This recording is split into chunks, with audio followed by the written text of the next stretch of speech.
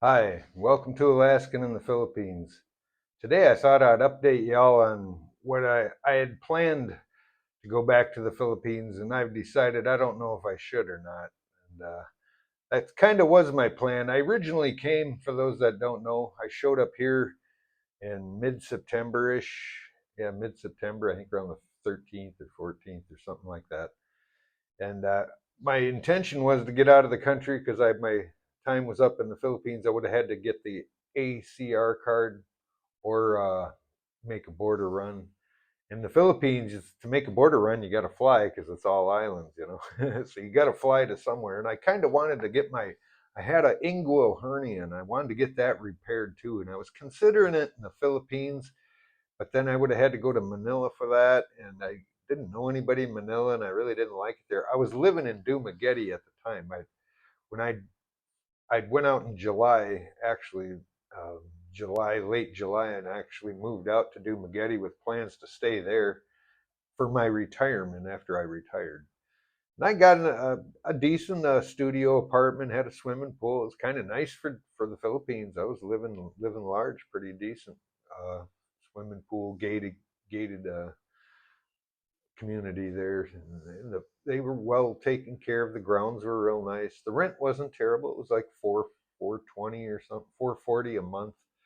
Had a nice balcony and a place to cook out there, a double burner gas stove, a sink out there. It was really kind of nice. I liked it. And it was up on the second floor, so I could leave both doors. I'd had a front and a back door out to the patio. I leave them both open. The wind just blew through there. So I really didn't need aircon. I was doing real good in the Philippines, just surviving wise on that, and being able to cook. Good thing too, because I didn't have any.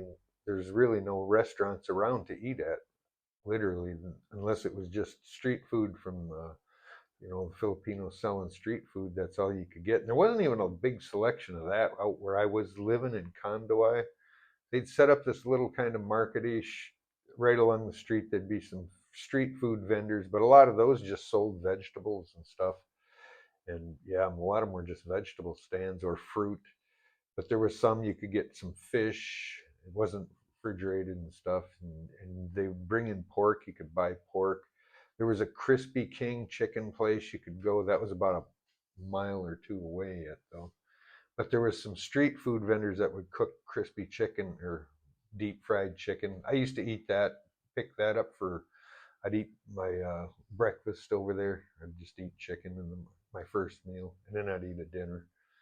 So yeah, but then I got bored, and like I said, I had to leave for visa reasons, and I wanted to get this hernia, and I didn't know anybody in Manila.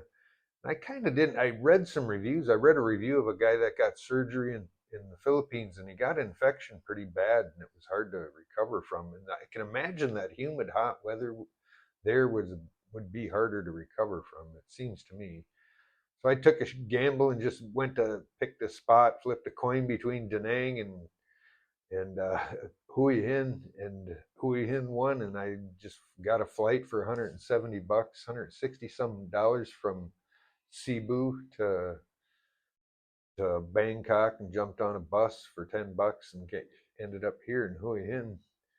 And I was got my hernia got taken care of. I went to the hospital, the government hospital, and I got fixed up for that. They took care of me, cheap price. I didn't get any infection out of the deal. Luckily, it all healed up real nice.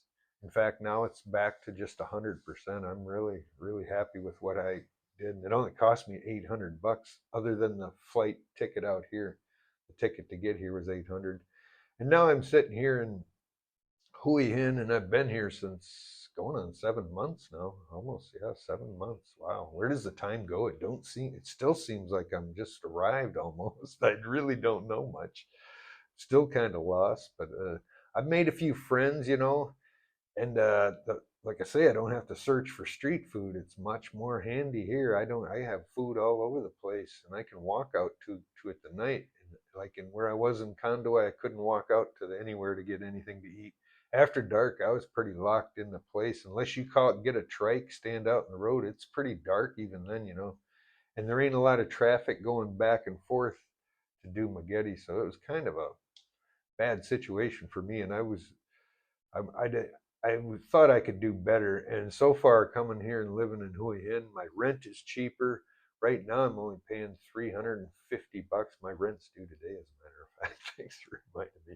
So yeah, my rent's due today, and that's $340, I think. So I'm living on the beach. I got a lot of street food around me, and I know a few people. That's another thing. I got a bit of a social life going on here. I got a couple of buddies from the U.S. I hang out with, Australian guys, and just a few other people. Mostly a lot of Americans have found me here, and we kind of meet up sometimes, or I bump into them. We hang out for a while, have coffee and stuff. Got another guy I'm kind of collaborating, doing a little videography with him, and he's doing some interviews of me. I'll upload another one. He did some more of that interview Thailand. Or, yeah, interview Thailand. It's going to be a good channel. That guy really got a good. He goes around the beach and stuff. He needs to do more, but yeah, he's got a good starting channel. I think it's going to be very successful. Probably going to blow mine out of the water for sure. He's doing interviews of just all the expats and stuff. Very interesting people. Everybody here is an interesting character. You really meet someone. They're It's usually extraordinarily rich or extraordinarily eccentric or something. Head CEO of somewhere. There's a lot of money people around here. I notice.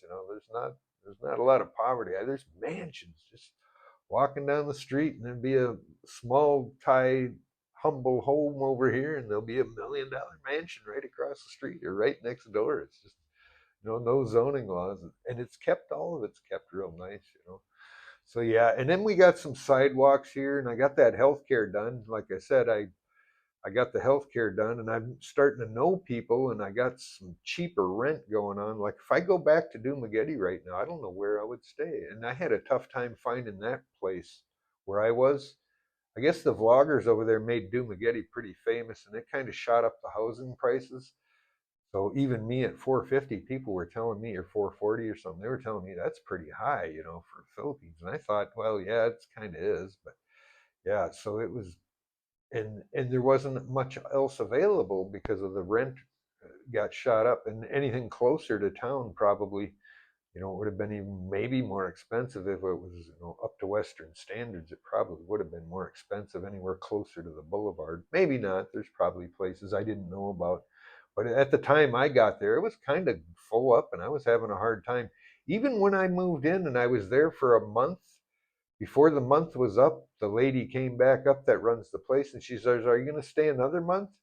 Because somebody's asking. I seen her showing apartments to see if anybody would. The place were full, and she was asking the tenants if anyone was going to move out so she could tell these people they could have their room. So it was kind of a tight market. In my mind, it was anyway. So I was happy to just have that. But there was no walking anywhere. The road was just, you're walking down a concrete ditch, and there's a pit that you're walking just on the edge of it. And there's motorbikes screaming by, trucks screaming by. There's no zoning there. Semi tractor trailer goes by, motorbike goes by, and it's getting scary. Same here, it's kind of scary, but here there's some sidewalks. If I choose to be smart and stay on the smart side of the street without getting run over, I can stay on this side and walk a sidewalk, or I can go right over there and walk the beach without crossing any major roads. So I can actually walk without crossing a road at all or being in traffic.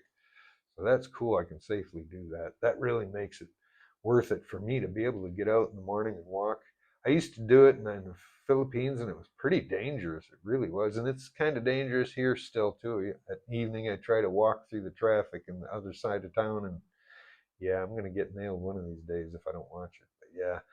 But anyway, so far kind of I've settled into Hua Hin more than I have Dumaguete, even though I'd been researching Dumaguete for many years.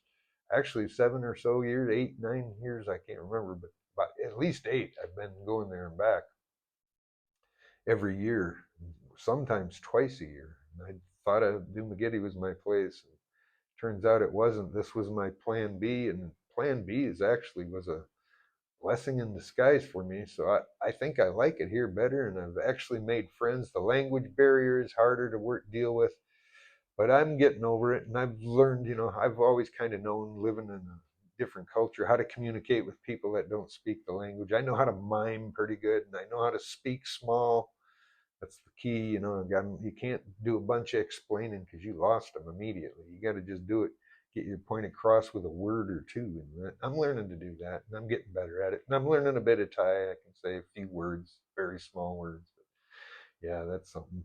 So as it is stands now, I think going back to the Philippines would be just a mistake for me because I'd have to start all over and it cost me a bunch of money again too because I'd have to resettle, and you can't just do that. You got to put a down payment, you got to put a deposit, you got to get the flight there and buy a bunch of food and groceries and everything for what you need, and then hope I can be in an area where I can still live a good life and have peace and quiet, no karaoke next door, no construction project in the next door, you know. So there's a bunch of things to consider if I go back. Honestly, right now I can't afford to just pack up and move anyway. So I think I'm kind of stuck here in Hua Hin, and I'm going to go ahead and just try to figure out a visa that'll fit for me. I'm trying to look into that DTV. That's for 5 years. If I can get in as a, vlogger or something, I'm going to try that just to see if that'll work. I've got other income too, and I've actually got an Amazon business still running. If I wanted to pull that up, that might get me in too. I have some money I made on that. But anyway, that's my thoughts. So at this point, unless I go back there, which if this YouTube channel ever takes off and I make a bunch of extra money that I don't know what to do with, I'll probably go back there and vlog it just and go visit Darwin and do some snorkeling and diving and stuff. I'd like to go back and see it. It wasn't all bad. I did have some enjoyment there, and it is a nice community, and I enjoyed the restaurants and the boulevard. I did enjoy walking down there.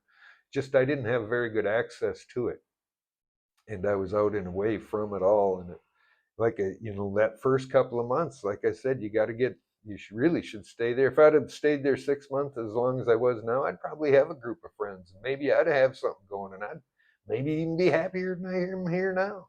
So you really should give a place a chance. But for me, it just worked out with my surgery that I was stuck here after the surgery too. I had to recover for a month or two. So that's kind of how it was fate that brought me here for now, and here I stay for now.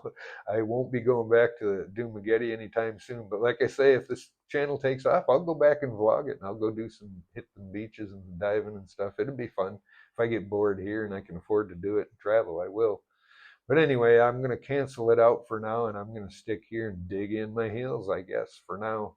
As long as I'm liking it, and I ain't had any problems so far. If the visa and Thailand allows it, I'm just going to try to hang out here and retire. Make this home base. I can always go to Vietnam, Cambodia, Malaysia. All these places are real close by. This is a good central location, right on the beach, right on the road. Market's right there. Hospital's right there. Immigration's right there. 2 malls. It's just a great location, great setup. I can't really see myself making it any better by going to the Dumaguete right now. So I've ruled it out. Even though I was going to go there, I was kind of getting lonely feeling here too, you know. So I thought I was going to go, but I think I'm doing better here than I can there. That's my honest opinion. You guys go there too, and don't let me discourage anyone that goes there. You know, if you planned on going to Dumaguete, go see it. You know, go do it. Don't let me discourage you. Your results may vary. If you get into a nice low neighborhood and stuff, you may have a great bunch of neighbors, live in a near nice park area or something. It might work out for you. It just my location didn't. I'm stuck here now, and my little bit of social life is here. So I'm gonna play it out for a while and see where it goes. Well, thanks for watching. Be sure to like, share, and subscribe. We'll see you in the next one. Bye.